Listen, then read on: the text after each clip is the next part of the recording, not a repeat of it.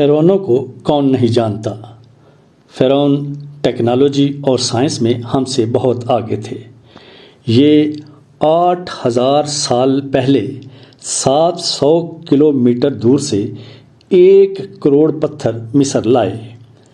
ہر ایک پتھر 20 سے 2800 ٹن وزنی تھا۔ یہ 1 پیس یعنی ایک ہی پورا پیس تھا اور یہ پہاڑ سے چوڑائی میں کاٹا گیا تھا۔ یہ پتھر صحرا کے عین درمیان 170 میٹر کی بلندی پر لگائے گئے۔ قدیم مصری آرکیٹیکٹ نے 8000 سال قبل ایسا ڈیزائن بنایا جو ہر طرف سے بند بھی تھا، لیکن بندش کے باوجود اندر سورج کی روشنی بھی آتی تھی۔ اندر کا درجہ حرارت بھی باہر کے ٹیمپریچر سے کم تھا۔ ان لوگوں نے 8000 سال پہلے لاشوں کو محفوظ یعنی حنوط کرنے کا طریقہ بھی ایجاد کر لیا تھا۔ یہ خوراک کو 1000 سال تک محفوظ کرنے کا طریقہ بھی جان گئے تھے۔ قاہرہ کے علاوہ جیزہ کے بڑے اہرام میں 27 لاکھ بڑے پتھر ہیں۔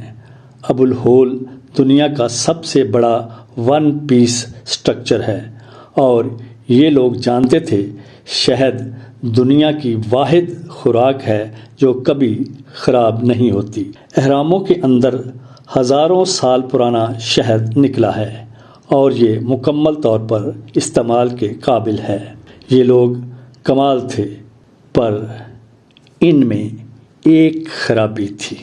ایک، یہ بڑے متکبر تھے، لوگوں کو کچھ نہیں جانتے تھے، کیڑوں مکوڑوں کی طرح مار دیتے تھے اور اپنے آپ کو رب کہتے تھے۔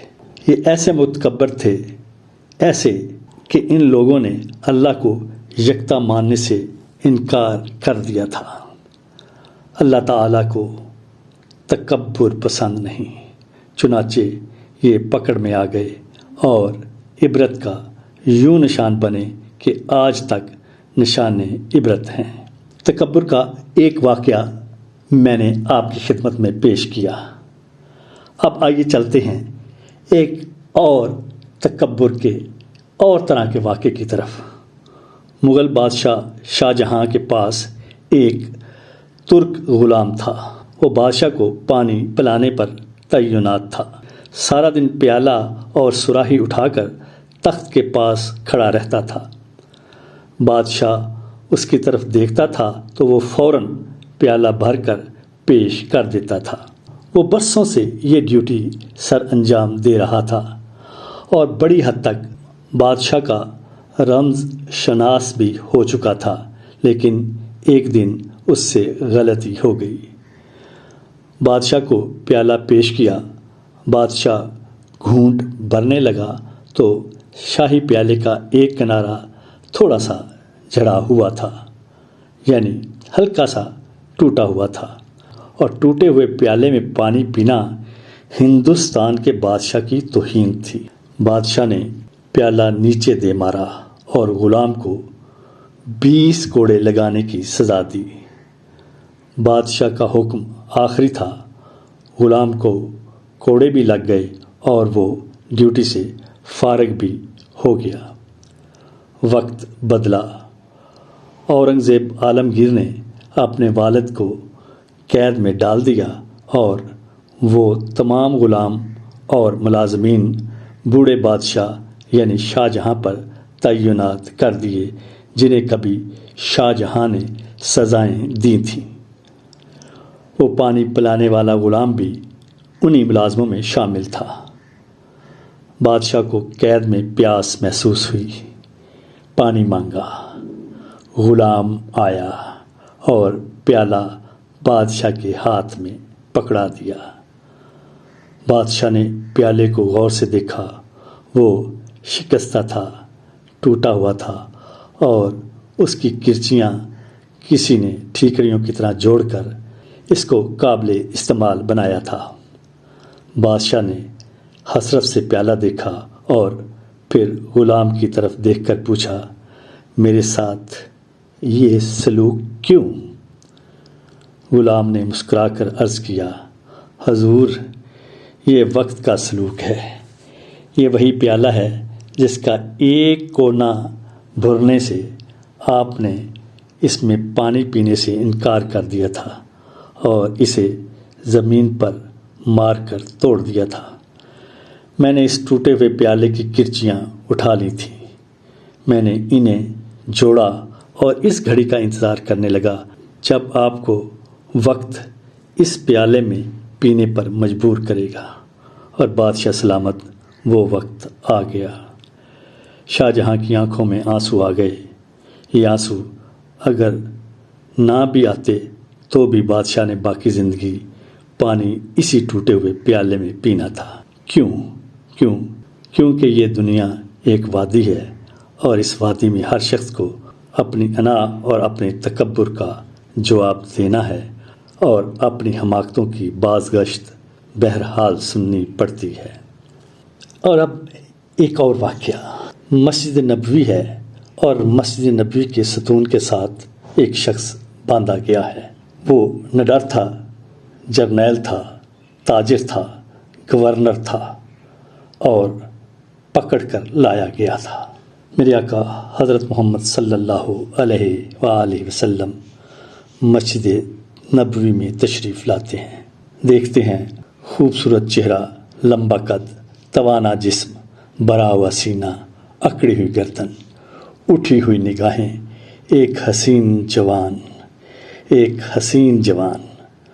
حکمرانی کے جتنے عیب ہیں سارے اس میں پائے جاتے ہیں۔ سرور دو عالم حضرت محمد صلی اللہ علیہ وآلہ وسلم آگے بڑھے، فرمایا ثمامہ کیسے ہو؟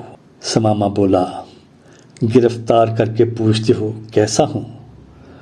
رسول پاک صلی اللہ علیہ وآلہ وسلم نے فرمایا کوئی تکلیف پہنچی ہے؟ کہتا ہے نہ تمہاری تکلیف کی کوئی پرواہ اور نہ تمہاری راحت کا کوئی خدشہ، جو جی چاہے کر لو۔ میرے آقا صلی اللہ علیہ وآلہ وسلم نے فرمایا بڑا تیز مزاج آدمی ہے۔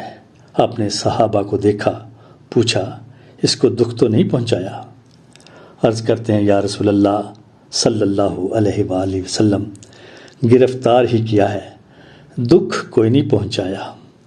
آپ صلی اللہ علیہ وآلہ وسلم نے فرمایا ثمامہ میری طرف آنکھ اٹھا کر دیکھو تو صحیح۔ ثمامہ کہتا ہے کیا نظر اٹھا کر دیکھنے کی بات کرتے ہو؟ جاؤ نہیں دیکھتا، مجھ کو مارا جائے گا تو میرے خون کا بدلہ لیا جائے گا۔ حضرت عمر فاروق رضی اللہ تعالیٰ عنہ کی پیشانی سلوٹوں سے بھر گئی، تلوار کے میان پر ہاتھ تڑپنے لگا۔ اشارہ ابرو ہو، اس متکبر کی گردن ہو، اور آقا صلی اللہ علیہ وآلہ وسلم کے قدم ہوں، یہ کیا سمجھتے ہیں اپنے آپ کو؟ لیکن رحمت للعالمین میرے آقا حضرت محمد صلی اللہ علیہ وآلہ وسلم کے ہونٹوں پر مسکراہٹ ہے۔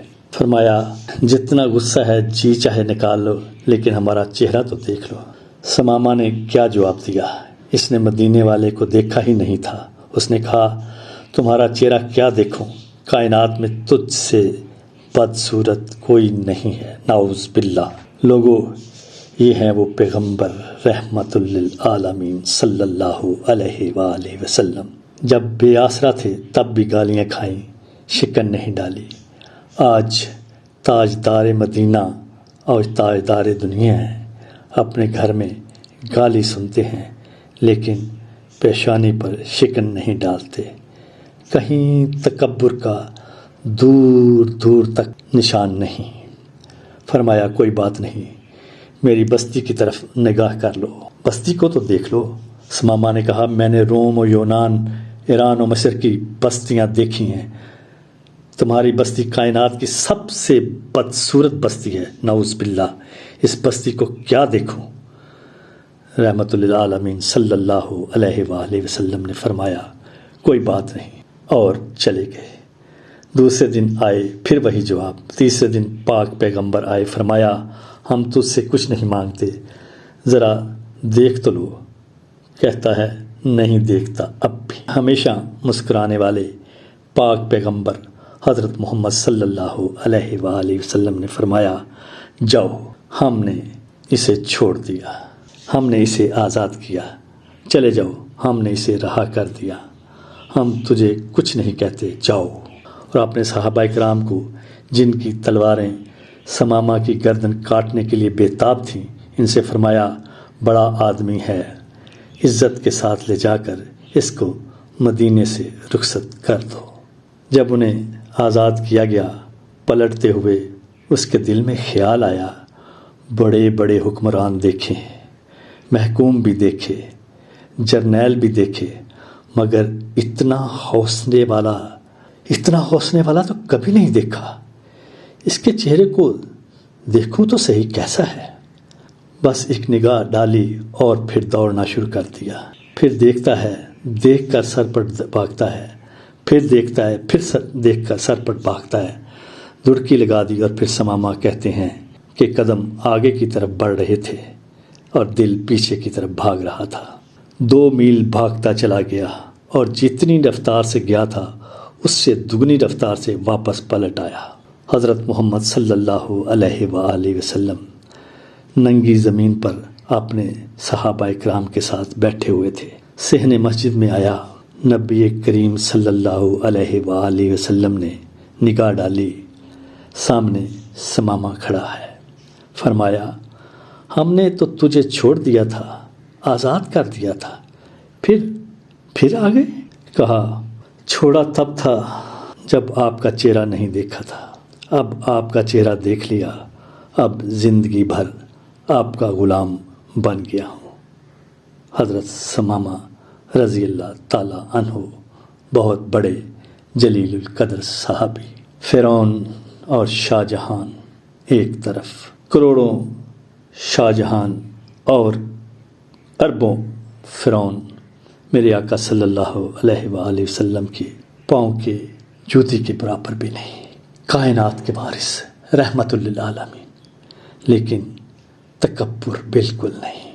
آج میں نے 3 مثالیں آپ کے سامنے پیش کی۔ ہمیں دیکھنا ہے کہ ہمیں کس راہ کو اپنانا ہے، فرعون اور متکبرین کی راہ کو یا رحمت اور عاجزی کی راہ کو، پیار کی راہ کو، محبت کی راہ کو، معاف کرنے کی راہ کو۔ روشنی صرف ایک ہے اور وہ ہے میرے آقا حضرت محمد صلی اللہ علیہ وآلہ وسلم کی ذات مبارکہ۔